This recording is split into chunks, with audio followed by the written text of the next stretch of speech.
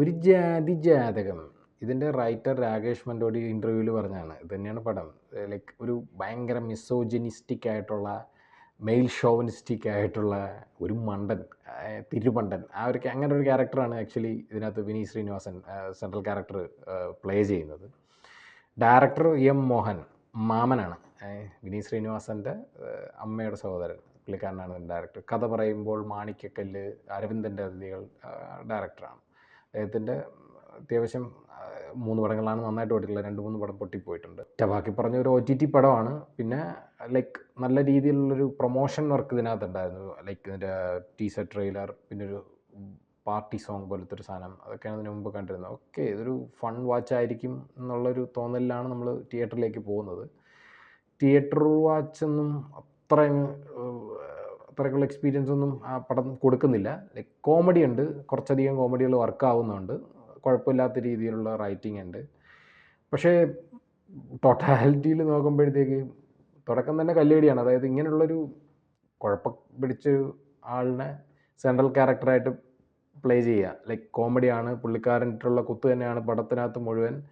എങ്കിൽ പോലും ഈ വെറുതെ ഒരു വെള്ളപൂശലുണ്ട്. ഇത് ഇങ്ങനെ ഈ ടൈപ്പ് ഓഫ് ക്യാരക്ടേഴ്സിന് ഒരു ചെറിയ വെള്ളപൂശൽ. എന്നിരുന്നാലും അവന്മാർ പാവപ്പെട്ടവരാണ്, ഇതുപോലുള്ള പ്രശ്നക്കാരായിട്ടുള്ള ആളുകളാണെങ്കിൽ പോലും അവർ കുഴപ്പമില്ല, അവർ നല്ല മനസ്സുള്ള ആൾക്കാരാണ് എന്നുള്ളൊരു, അത് അത്ര ഒരു മോശക്കാരാണെങ്കിൽ മോശക്കാരാണ് എന്ന് തന്നെ പറയണം. ലൈക്ക് മുകുന്ദൻ ഉണ്ണി അസോസിയേറ്റ്സിനകത്ത് പ്ലേ ചെയ്ത ക്യാരക്ടർ, ലൈക്ക് അത് പക്ക ഗ്രേ ഷെയ്ഡല്ല, അതൊരു ഡാർക്ക് ക്യാരക്ടറാണ്, അതൊരു മോശം ക്യാരക്ടറാണ്. ആ മോശം ക്യാരക്ടർ മോശമായിട്ട് തന്നെയാണ് കാണിച്ചിരിക്കുന്നത്. അത് കണ്ട് ആരും ഇൻസ്പയർ ആവാൻ പോകുന്നില്ല.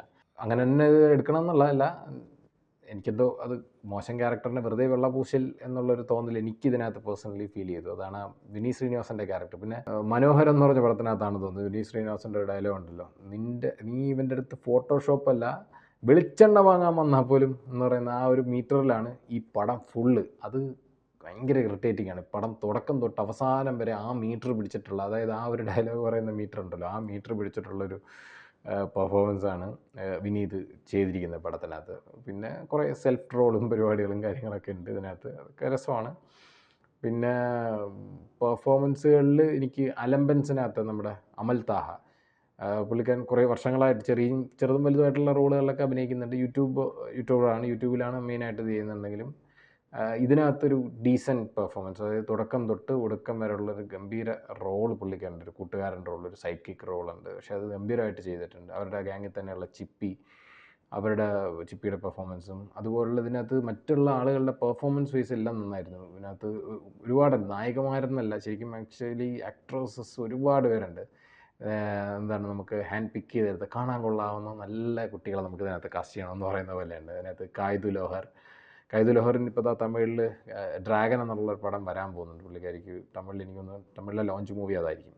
സോ അങ്ങനെയൊക്കെ ആക്ടേഴ്സ്, ഇഷ തൽവാർ വരുന്നുണ്ട്, അതേപോലെ നിഖില വിമലിൻ്റെ ക്യാരക്ടർ, അങ്ങനെ കുറച്ചധികം പേര് കൃത്യമായിട്ട് അറിഞ്ഞുകൂടാത്ത കുറച്ചധികം കാണാൻ ഭംഗിയുള്ള ഒരുപാട് നടിമാർ ഇതിനകത്തുണ്ട്. നമ്മുടെ വർഷ ഇൻഫ്ലുവൻസർ, അനദർ ഇൻഫ്ലുവൻസർ, വെറും വർഷ. അപ്പോൾ അങ്ങനെ ഒരുപാട് ആൾക്കാരുണ്ട് ഇതിനകത്ത്. കോമഡിക്ക് വേണ്ടിയിട്ട് തന്നെ കുറച്ച് ട്രാക്കുകളും കാര്യങ്ങളും ഉണ്ട്. കണ്ണൂർ തലശ്ശേരി ബേസ്ഡ് ഇതാണ്. അപ്പോൾ ലാംഗ്വേജിനകത്തുള്ള തമാശകൾ, അതൊക്കെ നന്നായിട്ട് വർക്ക് ചെയ്യുന്നുണ്ട്. പിന്നെ LGBTQ സപ്പോർട്ടാണോ അല്ലയോ എന്നൊക്കെ ഉള്ള നിലയിൽ, അതായത് കളിയാക്കുന്നുമുണ്ട്, എന്നിരുന്നാൽ LGBTQ കുഴപ്പമില്ല എന്നുള്ള നിലയിലുള്ളൊരു നറേഷൻ ഇതിനകത്ത് വരുന്നുണ്ട്. പിന്നെ മെയിൽ ഷോവനിസ്റ്റിക് കൂട്ടുകാരനായിട്ടുള്ള നമ്മുടെ മൃദുലിൻ്റെ ക്യാരക്ടർ രസമുണ്ടായിരുന്നു. പക്ഷെ കുറച്ചൊന്ന് ലൗഡാണ് ആ ക്യാരക്ടർ, ചില ഭാഗങ്ങളിൽ ഇച്ചിരി ഓവറായിട്ട് തോന്നിയിട്ടുണ്ടായിരുന്നു. എന്നിരുന്നാലും രസമുണ്ടായിരുന്നു മൊത്തത്തിൽ പുള്ളിക്കാരൻ്റെ. പക്ഷേ പടം ഒരു വീട്ടിൽ നമ്മൾ OTTയിലൊക്കെ ഇരുന്ന് കാണുകയാണെങ്കിൽ നമ്മൾ കുറ്റം പറയില്ല. പക്ഷേ തിയേറ്ററിൽ പോയി കാണാനുള്ള സാധനം ഇല്ല എന്നാണ് എനിക്ക് പേഴ്സണലി ഫീൽ ചെയ്തത്. ഇപ്പം നമ്മൾ ആവശ്യപ്പെടുമല്ലോ, നമ്മൾ തിയേറ്റർ വാച്ച് അല്ലെങ്കിൽ തിയേറ്റർ എക്സ്പീരിയൻസ് നിർബന്ധമായിട്ടുള്ള സിനിമകളാണ് ഇപ്പോൾ കൂടുതൽ ആളുകൾ തിയേറ്ററിൽ തന്നെ പോയി കാണുന്നത്. കാരണം ഇപ്പോൾ എല്ലാവരും വീട്ടിൽ ഈ പറഞ്ഞ കണക്ക് ഒരു 50 ഇഞ്ച് 65 ഇഞ്ച് TV ഒക്കെ മേടിച്ച് വെച്ച് അത്യാവശ്യം കുഴപ്പമില്ലാത്ത സൗണ്ട് സിസ്റ്റമൊക്കെ വെച്ചിട്ട് OTTയിൽ കാണാൻ പറ്റും. അവർക്കിപ്പം അവരവരുടെ ജോലികളും കാര്യങ്ങളൊക്കെ ഇതിനിടയിൽ കാണാം എന്നൊക്കെ ഉള്ളൊരു അവസരം ഇപ്പോൾ ഉണ്ട്.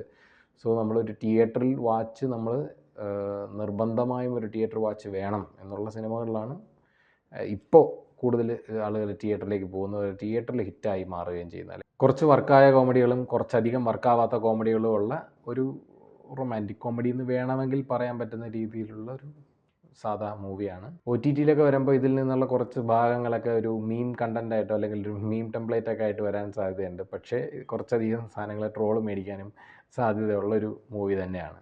നിങ്ങളും കണ്ടിട്ട് അഭിപ്രായങ്ങൾ കമൻറ്റ് ചെയ്യൂ. ബൈ.